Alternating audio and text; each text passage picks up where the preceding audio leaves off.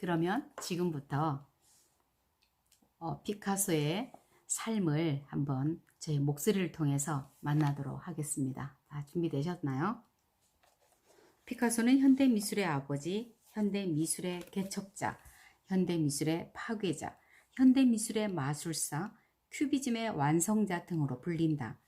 어린 시절부터 그림의 남다른 천재성을 발휘한 피카소는 제도권 교육의 틀에서 벗어나 자신만의 자유로운 그림을 그렸다. 파리로 이주하여 고갱, 고흐, 르누아르, 툴루즈, 뭉크 등 미술계의 거장들에게 영향을 받았다. 절친의 죽음을 계기로 모든 그림을 청색으로 그린 청색시대를 거쳤고 많은 친구들로부터 영향을 받아 입체주의 미술 양식을 창조하였다. 그를 일컫는 수식어처럼 피카소는 20세기 미술계 최고의 거장이 되었다. 대표작으로 게르니카, 아비뇽의 처녀들 등이 있다. 이 두 작품은 우리가 미술 교과서에서 자주 이렇게 볼 수 있었던 그런 작품 제목입니다. 그림도 눈에 선하네요. 우리가 앞 시간에 해설과 함께 피카소의 그림을 만나보았는데요. 훨씬 더 오늘 본문 이야기가 더 피부에 와닿고 더 이해가 잘 될 거라고 생각합니다.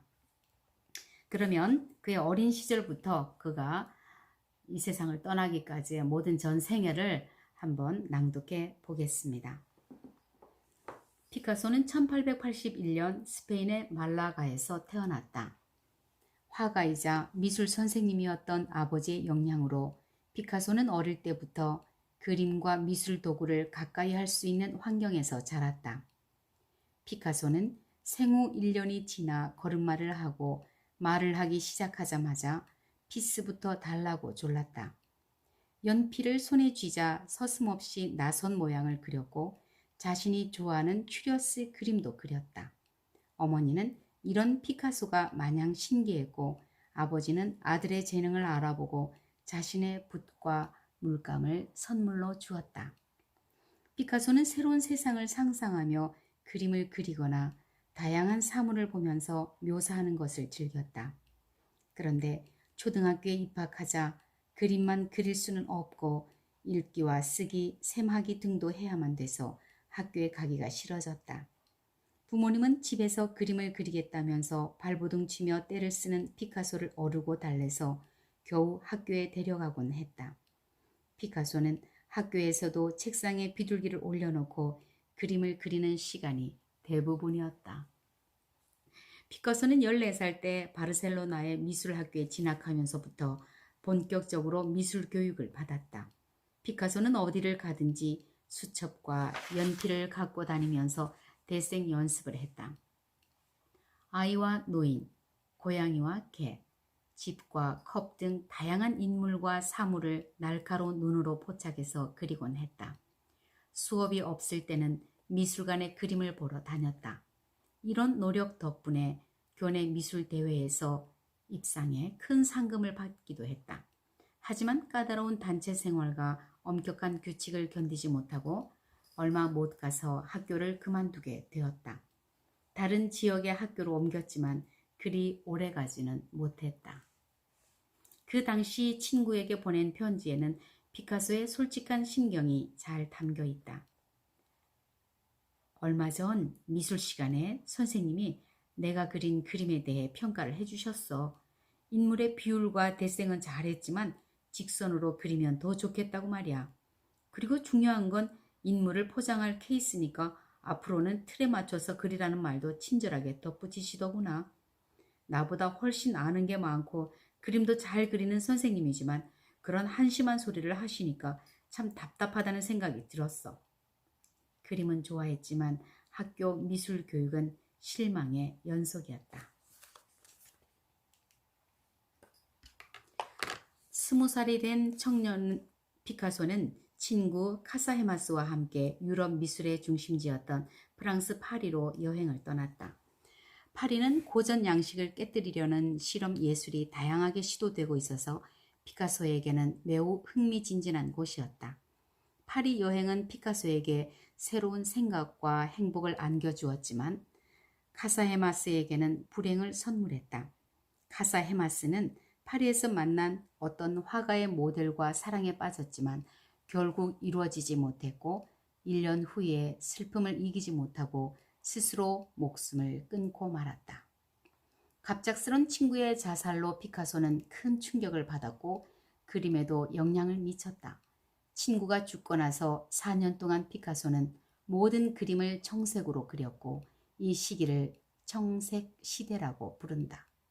청색 시대의 대표작 인생에는 거지와 장님, 절망한 여인, 거리의 악사, 시리에 빠져 부둥켜하는 남녀 등이 차갑고 우울한 분위기를 자아낸다.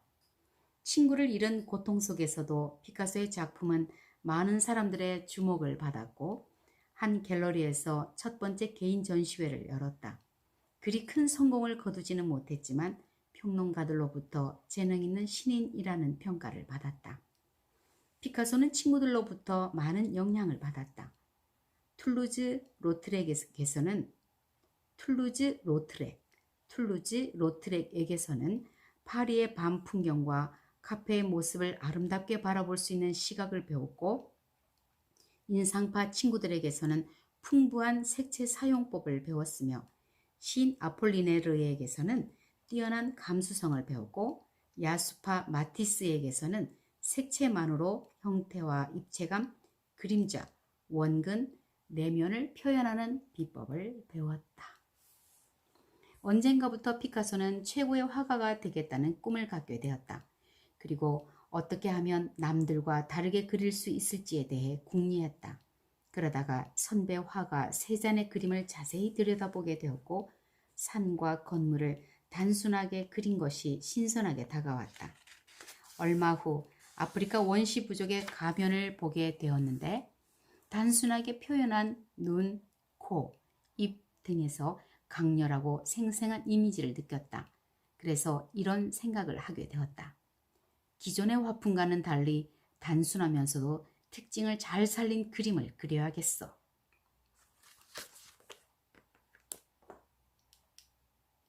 피카소는 세잔의 그림과 아프리카 가면에서 아이디어를 얻어서 새로운 그림을 그리기 시작했다. 밑그림만 800장이 넘게 그린 끝에 아비뇽의 아가씨들이란 그림을 완성했다. 피카소는 친구들을 초대해서 그림을 보여줬다. 그런데 너무 낯설고 이상해서 친구들은 놀라서 할 말을 잃었다. 배경은 깨진 유리조각 같았고 딱딱하게 굳은 몸, 한쪽이 잘려나간 것 같은 몸, 뒤틀리고 일그러진 얼굴, 등에 붙은 것처럼 보이는 얼굴 등 무섭기도 하고 흉측하기도 했다. 그림을 좋게 평가한 사람은 칸바일러라는 독일인 수집가 한 명뿐이었다.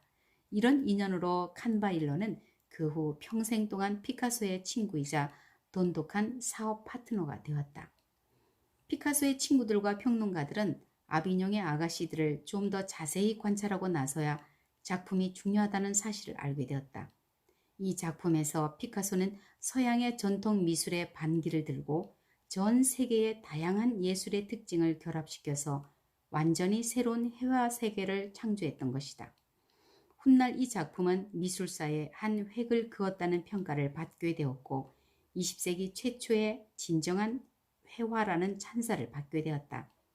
조르주 브라크라는 친구도 피카소와 비슷한 기법으로 그림을 그리기 시작했고 그렇게 입체주의라는 새로운 미술 양식이 탄생하게 되었다.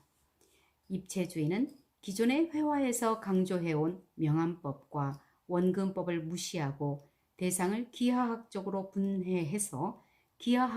분해해서 하나의 캔버스에 사물의 앞면과 옆면, 눈에 보이는 면과 눈에 보이지 않는 면 등을 다양한 각도에서 담아내는 미술 사조를 말한다. 즉 2차원적 평면성을 극복하고 3차원에 도달하고픈 화가들의 열망이 반영된 화풍이다.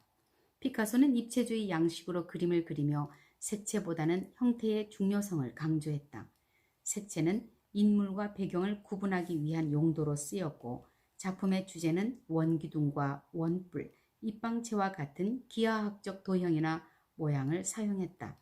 피카소는 위, 아래, 좌우 등 대상의 여러 면이 보이도록 다양한 각도에서 그림을 그렸고 빛도 여러 가지로 사용함으로써 자신만의 독특한 그림을 창조할 수 있었다. 피카소와 브라크는 5년 동안 아침부터 밤늦게까지 입체적인 그림을 함께 그렸다. 한 밧줄에 매달린 2명의 암벽 등반가처럼 모든 일상과 그림 작업을 나누었다. 그들의 그림에서는 이미지는 쪼개지고 또 쪼개져서 나중에는 주제를 알아보기 어려울 정도에 이르기까지 했다. 피카소와 브라크는 서로 상대방의 창조적인 생각에 영향을 주면서 입체주의를 더욱 발전시켰다. 피카소는 작품을 통해 다양한 생각과 감정을 담았다.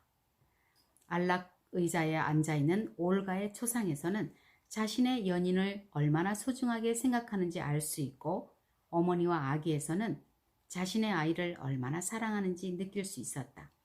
올가와의 이혼 후에 초현실주의 영향을 받아 그린 해비연의 인물들에서는 무의식적인 의미를 음미해 볼 수 있고, 에스파냐 내전 중에 그린 게르니카에서는 전쟁의 공포와 참상을 느낄 수 있다.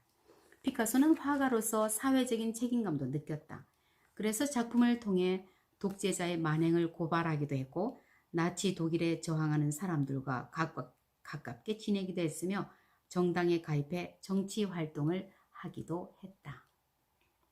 하지만 결코 화가의 본분을 잃지 않고 꾸준히 작품 활동을 계속했다. 피카소는 늘 창의적인 영감으로 가득 찬 사람이라서 특정 기법이나 매체에 얽매이지 않고 다양한 방법을 활용했다.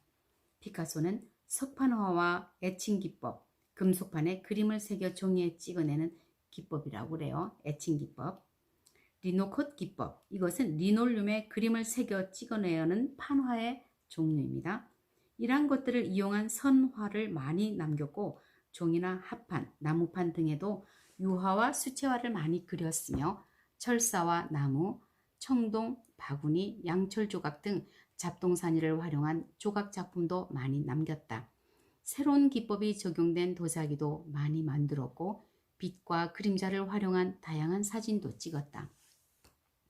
자전거 손잡이와 의자를 결합시켜 만든 황소의 머리, 나무 토막과 철사로 만든 비둘기, 바구니와 구두로 만든 줄넘기 하는 소녀, 장난감 자동차와 꽃병 손잡이, 케이크 판으로 만든 새끼를 안고 있는 비비는 대표적인 조각품이다. 피카소는 기발한 상상력과 창의력으로 일상에서 쉽게 볼 수 있는 물건을 새로운 시각에서 바라보는 신선한 즐거움을 선사했다. 피카소는 과거의 걸작품을 변형한 시리즈 작품도 선보였다. 그에게 영감을 준 옛 거장들은 에듀아르 마네, 디에고 벨라스케스, 외젠 들라크루아 등이었다. 대표적인 마네의 작품에 기초한 풀밭 위의 식사를 통해 피카소는 자신을 거장과 비교하면서 그들의 성과를 빌리기도 하고 주제를 더 살리기도 하며 기교를 더욱 세밀하게 다듬어서 전혀 새로운 작품으로 완성했다. 사람들은 피카소 덕분에 원작을 다른 차원으로 바라볼 수 있었다. 어느 날 한 친구가 화실에 놀러 왔다가 그림을 완성했을 때 어떤 느낌인지 물었다. 피카소가 기다렸다는 듯이 대답했다.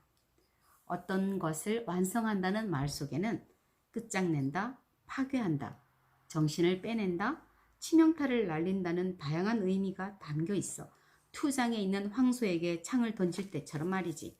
하지만 나는 그림을 살아있는 생명체로 본다네. 그래서 그림 그리기에는 끝이나 최종이라는 말은 어울리지 않는 것 같아. 영원한 탐험이라고 할 수 있지. 그림 그리기란 영원한 탐험이라고 할 수 있지. 피카소는 80이 넘어서도 젊은이처럼 지칠 줄 모르고 창작 활동에 매진했다. 90이 다 되었을 때 열린 대규모 전시회에 참여한 사람들은 피카소의 그림을 보고 놀라움을 감출 수 없었다. 취재를 위해 전시회에 참여한 기자가 어떻게 그 연세에 이런 그림을 그릴 수 있냐고 묻자 이렇게 대답했다. 어떡해? 지금까지 녹음한 거다 허탕이네. 녹음을 하는데 먼지가 들어간 것 같아. 어떡해? 잘라내야 되나? 이거 못할 것 같은데. 그림은 나보다 더 강합니다. 나는 그림이 원하는 대로 할 뿐이죠. 성우라는 직업은 굉장히 힘들 것 같습니다. 아니, 이 중간에 누구 한 사람이라도 기침을 하면 어떻게 합니까? 아, 이건 아닌데. 삑삑삑. 아, 이건 아니야. 심각한 거 아니겠어요? 이게 왜 꺼지지? 불도 꺼지네. 여러 가지로 NG 상황이 많이 발생을 했습니다. 아, 여러분, 이게 되게 어렵네요. 이게 보통 어려운 게 아니에요. 야, 이거는